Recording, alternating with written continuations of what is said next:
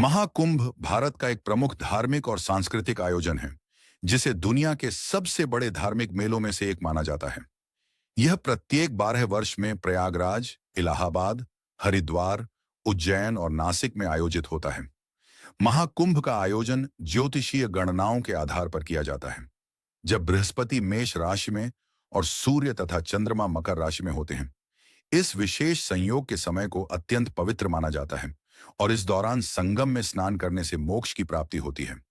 महाकुंभ का आयोजन भारतीय संस्कृति और धार्मिक मान्यताओं का प्रतीक है। इसके आयोजन का आधार पुराणों की कहानियों से जुड़ा हुआ है।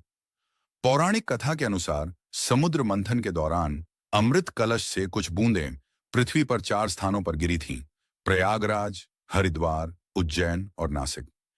यही कारण है कि इन 4 स्थानों पर कुंभ और महाकुंभ का आयोजन होता है।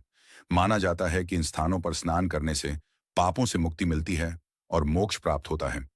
महाकुंभ के दौरान शाही स्नान की परंपरा विशेष रूप से महत्वपूर्ण मानी जाती है। शाही स्नान वह दिन होता है जब विभिन्न अखाड़े और संत महात्मा पहले गंगा में स्नान करते हैं। इसे सबसे पवित्र और शुभ स्नान माना जाता है। शाही स्नान की तिथियों का निर्धारण ज्योतिषीय गणनाओं के आधार पर होता है। यह माना जाता है कि शाही स्नान करने से सभी प्रकार के पाप नष्ट हो जाते हैं और जीवन में शांति और समृद्धि आती है। महाकुंभ का इतिहास प्राचीन काल से जुड़ा हुआ है। इसका उल्लेख विभिन्न हिंदू धार्मिक ग्रंथों में मिलता है। प्रयागराज का महाकुंभ सबसे महत्वपूर्ण माना जाता है क्योंकि यहाँ त्रिवेणी संगम है, जहाँ गंगा, यमुना और सरस्वती का मिलन होता है। महाकुंभ में अखाड़ों की महत्वपूर्ण भूमिका होती है।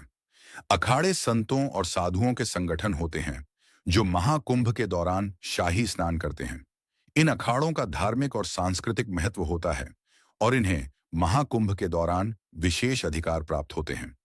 प्रमुख अखाड़ों में निम्नलिखित शामिल हैं: निर्वाणी अखाड़ा, निर्मोही अखाड़ा, जूना अखाड़ा आदि।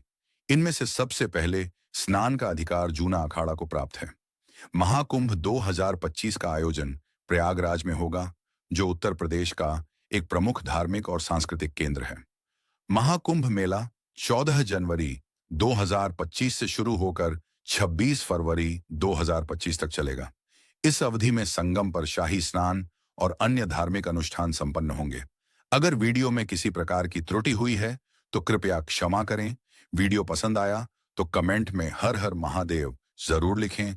जल्द ही मिलते हैं ऐसी ही एक और अनकही गाथा के साथ। धन्यवाद।